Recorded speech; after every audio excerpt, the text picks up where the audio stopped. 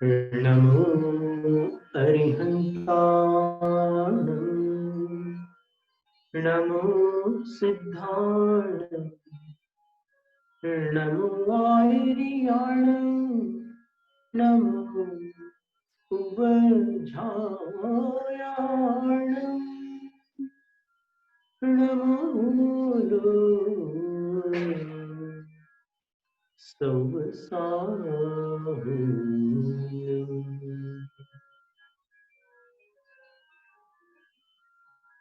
चत्तारि मङ्गलम् अर्हन्त मङ्गलम् सिद्ध मङ्गलम् साहु मङ्गलम् केवल पण्णतो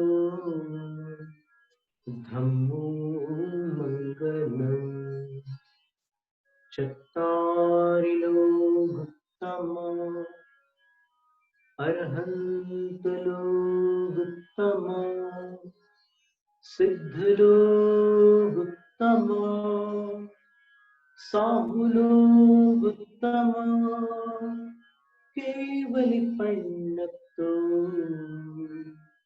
धम्मो लोकोत्तमा चत्तारि शरणं पवज्जामि अर्हन्त शरणं पवज्जामि सिद्ध शरणं पवज्जामि साहु शरणं पवज्जामि केवल पण्णतो धम्मो शरणं पवज्जामि।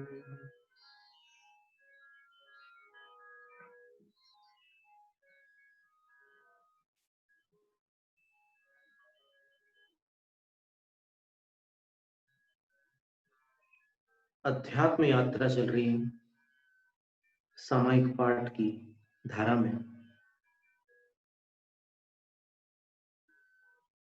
अध्यात्म यात्रा अंतरंग की यात्रा होती है और उसके पहले भक्ति धारा में जाना होता है, क्योंकि एक विषय कषाणों की धारा तो चली आ रही है कई जन्मों से, तो वहां से सीधे अंदर नहीं आया जा सकता। दरवाजा तो खोलना होगा ना, और वो द्वार जो है वो भक्ति है। और मुक्ति के द्वार पर भी जो ताला लगा हुआ है उसकी चाबी भक्ति है।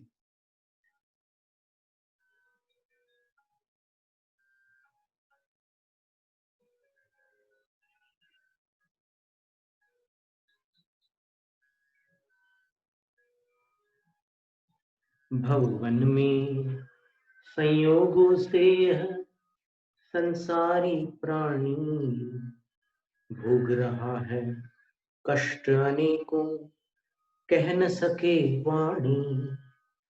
अतः त्याज्य है मन वचन से वह संयोग सदा, उसको जिसको इष्ट हितैषी मुक्ति विगत विपदा।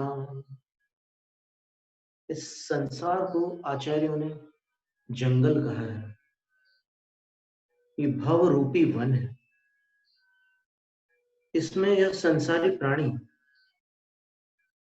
संयोगों के कारण कष्ट भोगता है,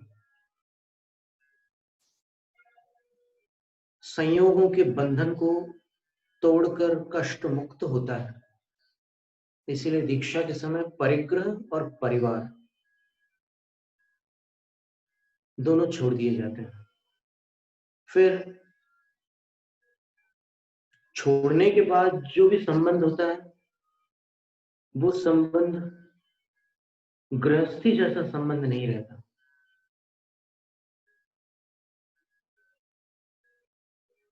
और जीवन मरण सुख दुख आर्थिक क्लेश मानसिक क्लेश शारीरिक क्लेश ये सब चलते रहते हैं। तो जैसे अपने परिवार में चल रहे हैं, वैसे अन्य परिवारों में भी चल रहे हैं।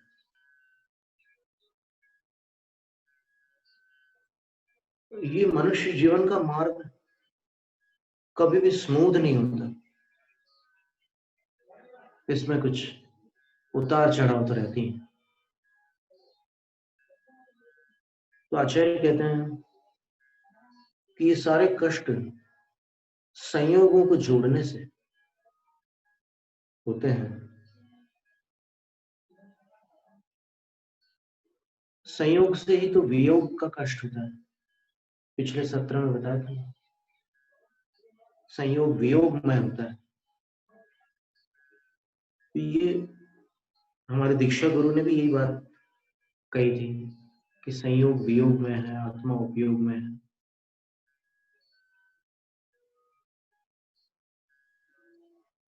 भोग रोग में है और योगी योग में है। इसलिए संयोगों को इस समय, सामयिक के समय, सब संयोगों से अपने आप को हटा लेना है। ऐसे बैठे हुए अपन, न मेरा न तेरा, चिड़िया रैन बसेरा, मैं अकेला हूं।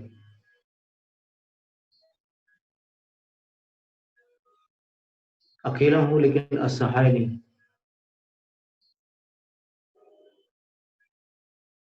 हृदय में परमेश्वरी है और आत्मा में अनंत गुण है।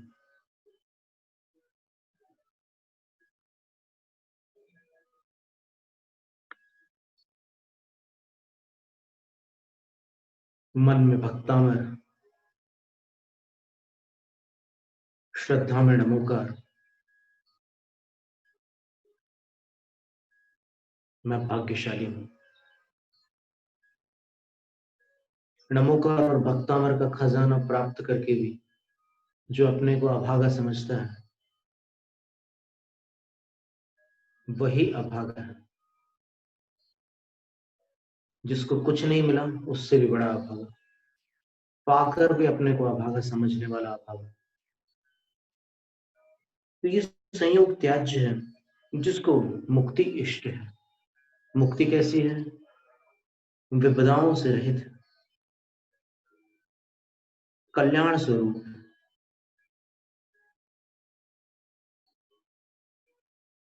इसके उपरांत कहते हैं, भवन में पड़ने के कारण हैं विकल्प सारे, उनका जाल हटाकर पहुंचो शिवपुर के द्वारे।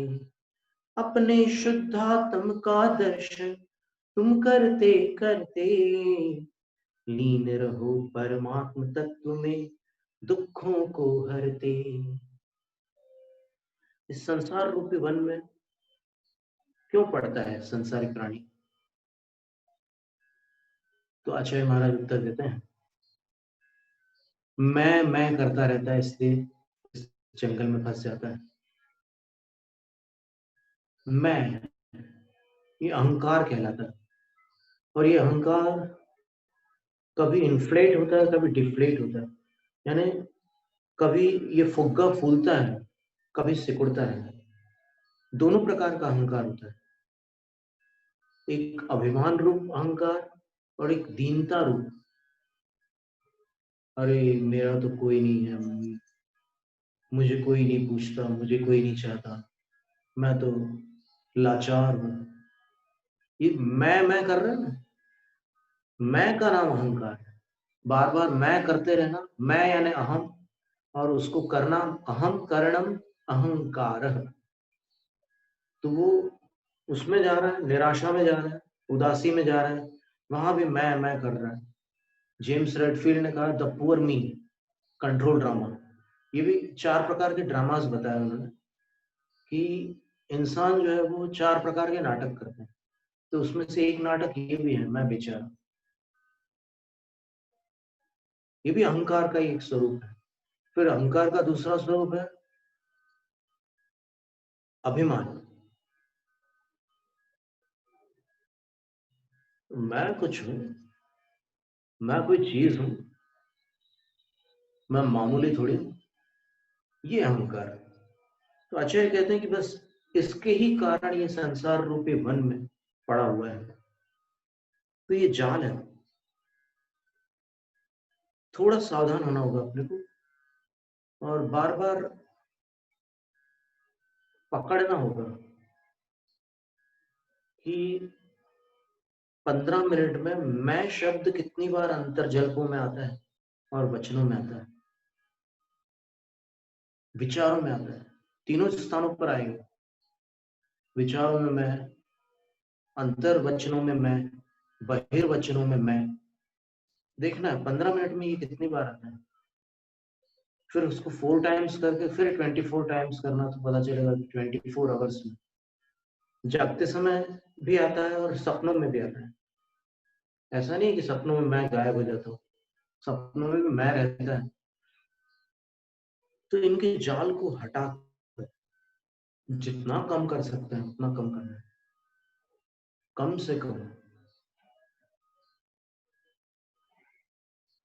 मैं शब्द का अधिक उच्चारण करने वाले हार्ट प्रॉब्लम्स से ग्रसित रहते हैं।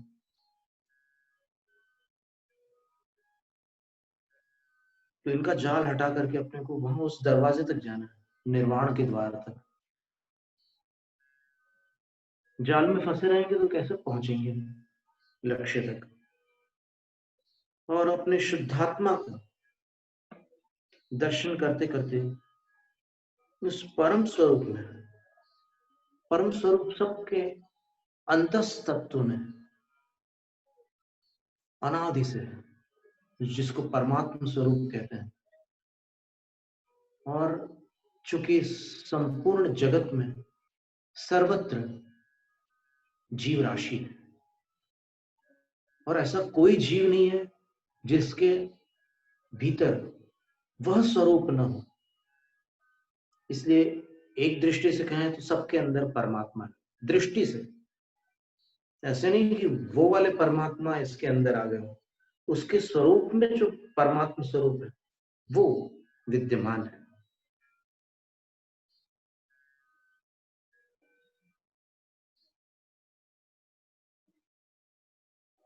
तो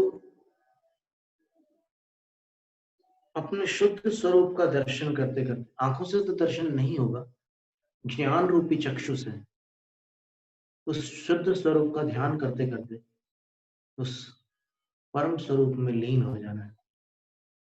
एक ऐसी स्थिति आएगी किसी न किसी भाव में, कभी ना कभी, जब वो लीनता भंग नहीं होगी, और जब परमात्मा स्वरूप में आत्मा लीन होती है तो आत्मा उस परमात्मा स्वरूप को प्राप्त कर लेती है। ऋषभदेव तीर्थंकर भगवान को वह ध्यान लगाने के लिए 1000 वर्ष लग गए। बाहुबली स्वामी को दीक्षा के बाद उन्होंने गुरु से शास्त्र पढ़े, फिर एकल विहार किया, और अंत में 1 वर्ष तक कायोत्सर्ग किया, तब जाकर के वो लीनता प्राप्त हुई। उस लीनता की चर्चा करना सरल है, लेकिन उस लीनता की अर्चा करना बहुत कठिन है। जब बड़े बड़े महापुरुषों को इतना समय लग गया, इतना पुरुषार्थ करना पड़ा, तो अपन उन महापुरुषों की भक्ति करके, अपने उन आराध्यों की चरण वंदना करके, उनकी द्रव्य भाव पूजा करके,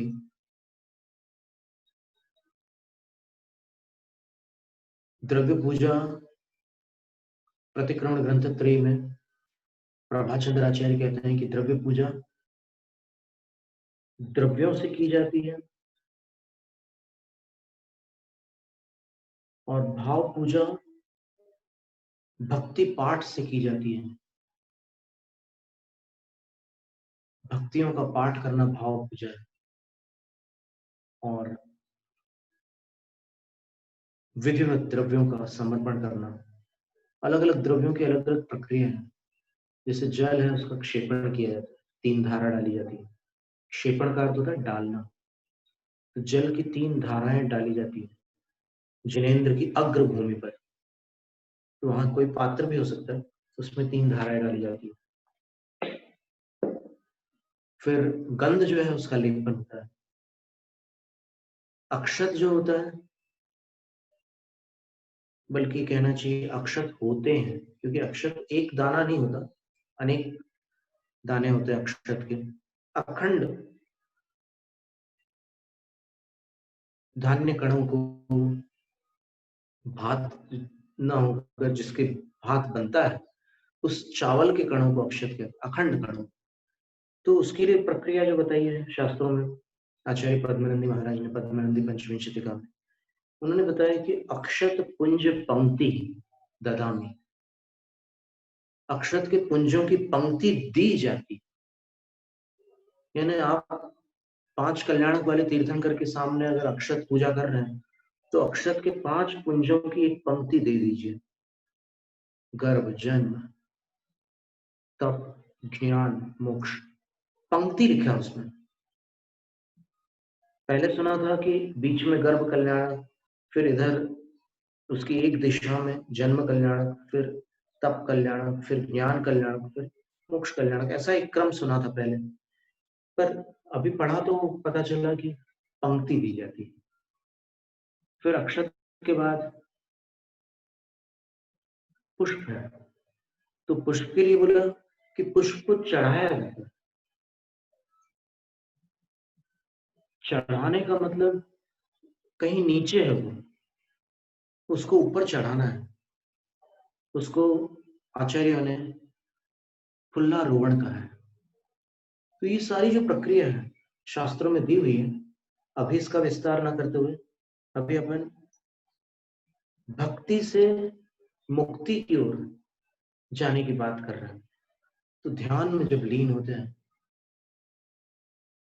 वो कितने महान होंगे जिन्होंने वो काम किया जो आज तक अपन नहीं कर रहे।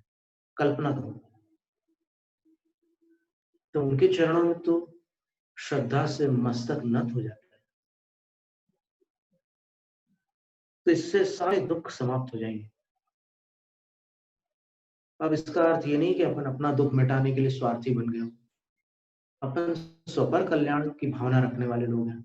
सबका भला हो, मेरा शुद्धिकरण हो, मैं सुखी हो जाऊं, ऐसा लोभ नहीं है। मैं शुद्ध हो जाऊं, ऐसी भावना है।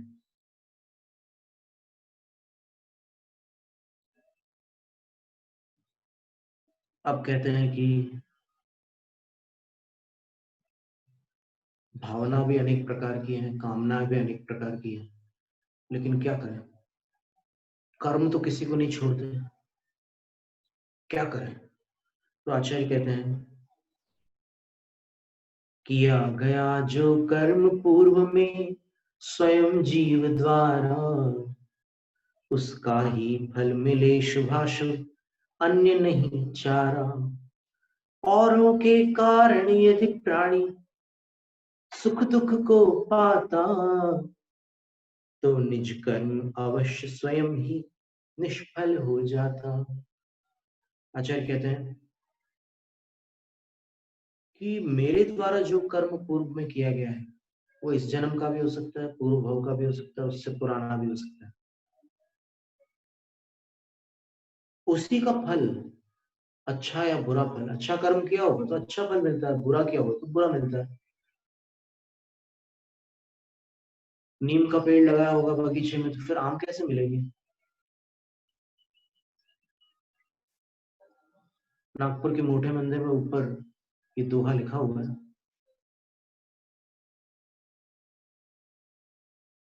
बोवे पेड़ बबूल का नीम, बोवे पेड़ बबूल का आम कहाँ से खाए? बबूल का पेड़ लगा है, नीम हमने कड़वाहट के कारण वैसा मिश्रण कर दिया। बबूल का पेड़, बबूल भी कड़वा होता है। बोवे पेड़ बबूल का आम कहाँ से खाए? तो अपनी कर्म होते हैं। तो आचार्य कहते हैं कि अपन दूसरों को दोष देते हैं, ठीक है, वो निमित्त है, निमित्त रूप से, और उसके अंदर जो कषाय हो रही है उस अपेक्षा से वो दोषी है। लेकिन अपन ये भी तो विचार करो ना कि अगर मेरे कर्म नहीं होते तो वो क्या बिगाड़ लेता, कोई कुछ नहीं कर सकता था। इसलिए मैं उनको दोष न देकर अपने कर्मों का हिसाब ठीक करने की बात सोचूंगा।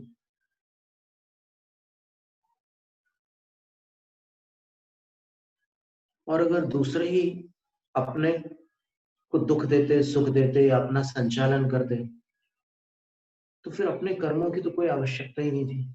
अपने पुण्य और अपने पाप, इनका क्या कार्य रह जाता? जब सब कुछ दूसरे ही कर रहे हैं तो फिर अपने पुण्य पाप व्यर्थ हो जाते हैं। इसके बाद आचार्य कहते हैं, अपने अर्जित कर्म बिना इस प्राणी को जग में कोई अन्य न सुख दुख देता, कहीं किसी डग पे। ऐसा अडिग विचार बनाकर तुम निज को मोड़ो, अन्य मुझे सुख दुख देता है ऐसी हट छोड़ो। बस अपने निजार्जित जो कर्म है, पुण्य और पाप, उनको छोड़कर इस प्राणी को जगत में कोई कहीं पर भी सुख दुख प्रदान नहीं करता। जो मिलते हैं वो निमित्त बन करके आते हैं, और उनको निमित्त बनाने वाला भी अपना कर्म होता है। असाता कर्म होगा तो कोई किसी को अनिष्ट निमित्त बना देगा, साता होगा तो किसी को इष्ट निमित्त बना देगा। तो ऐसा अडिग विचार बना करके अपने आप को तुम मोड़ दो, राग द्वेष करना छोड़ दो उनसे। जो इष्ट बन रहे हैं उनसे राग होता है, जो अनिष्ट बन रहे हैं उनसे द्वेष होता है। ये चक्कर छोड़ो, इस हट से मुक्त हो जाओ।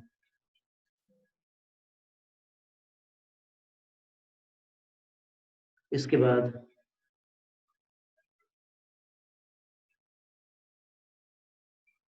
इस धारा को, सामायिक की यात्रा को संपन्न करते हुए आचार्य कह रहे हैं, परमात्म सबसे न्यारे हैं अतिशय अविकारी, संत अमित गति से वंदित हैं शमदम समधारी। जो भी भव्य मनुज प्रभुवर को नितुर में लाते, वे निश्चित ही उत्तम वैभव मोक्ष महल पाते। परमात्मा उस सबसे अलग, सबसे और बिल्कुल निर्विकार है। उनमें न राग है, न द्वेष है, न चिंता है, न भय है, न शोक है, न निद्रा है। निर्विकार है।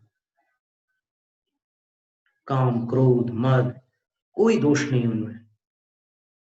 और वो इस सामायिक पाठ के रचयिता संत अमित गति, उनके द्वारा वंदित है।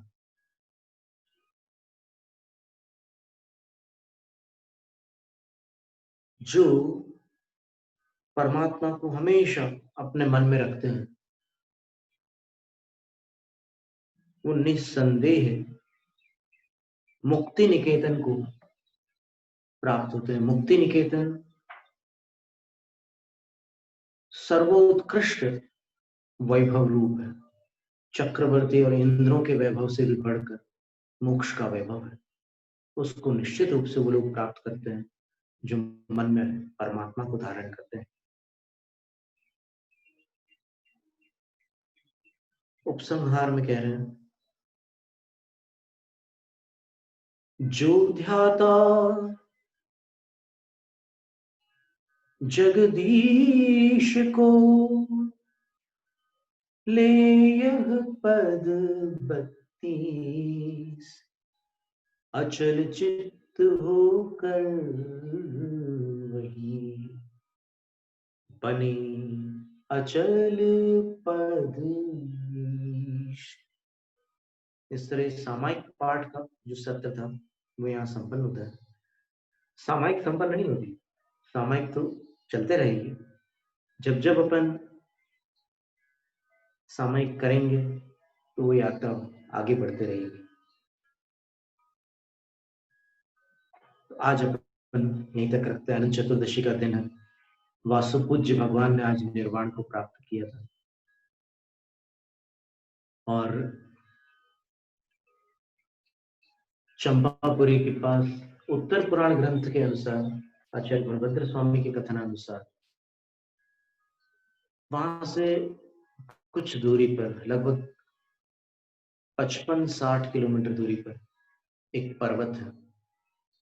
उस पर्वत का नाम शास्त्र में मंदरगिरी है और वर्तमान में वहां बोलचाल में मंदारगिरी बोलते हैं। तो वहां से वो निर्वाण को प्राप्त हुए थे। तो वासुपूज्य भगवान को श्रद्धा पूर्वक नमस्कार, उनकी निर्वाण भूमि को श्रद्धा पूर्वक नमस्कार, और उनके निर्वाण दिवस को, उनकी तिथि को श्रद्धा पूर्वक नमस्कार। जय नम, जय प्रशासन।